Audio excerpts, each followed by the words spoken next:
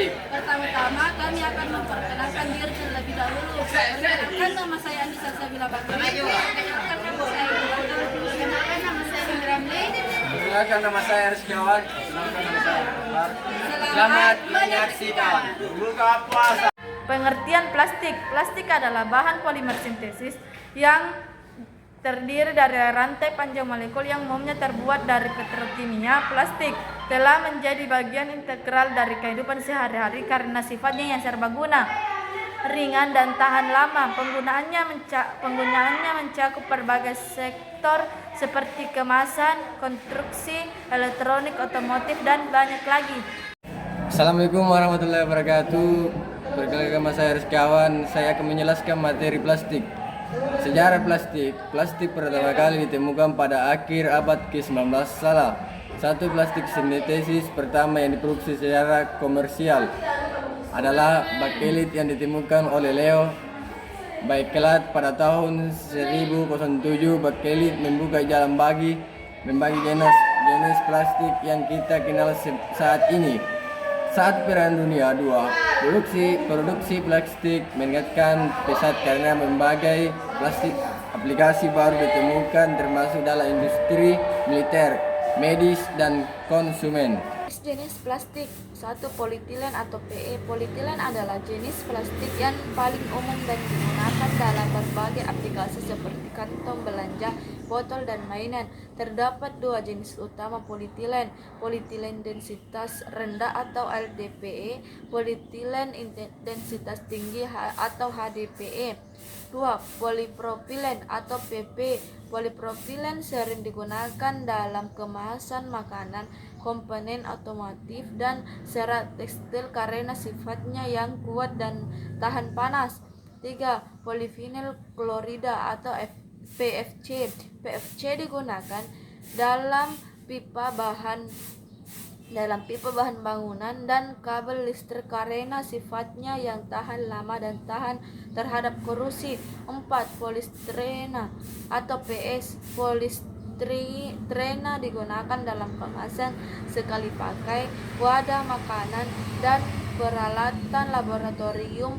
Bentuknya bisa berupa solid atau busa sheffo. 5. Polietilen tereftat atau PET.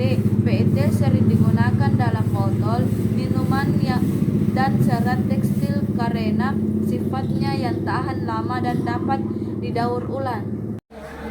Masa depan plastik. Inovasi dalam teknologi material dan pengolahan limbah berpotensi untuk mengubah cara kita menggunakan dan mendaur ulang plastik. Pengembangan plastik yang lebih ramah lingkungan dan teknologi daur ulang yang lebih inovasian dapat membantu mengurangi dampak negatif plastik terhadap lingkungan. Kesimpulan, plastik adalah bahan yang sangat berguna dan serbaguna, tetapi penggunaannya yang tidak terkendali telah menyebabkan masalah lingkungan yang serius. Penting untuk menemukan keseimbangan antara manfaat dan kerugian plastik dengan mengembangkan solusi yang berkelanjutan seperti meningkatkan daur ulang dan mengurangi penggunaan plastik sekali pakai. Dengan langkah-langkah ini kita dapat memastikan bahwa plastik tetap menjadi bagian penting dari kehidupan modern tanpa merusak planet kita.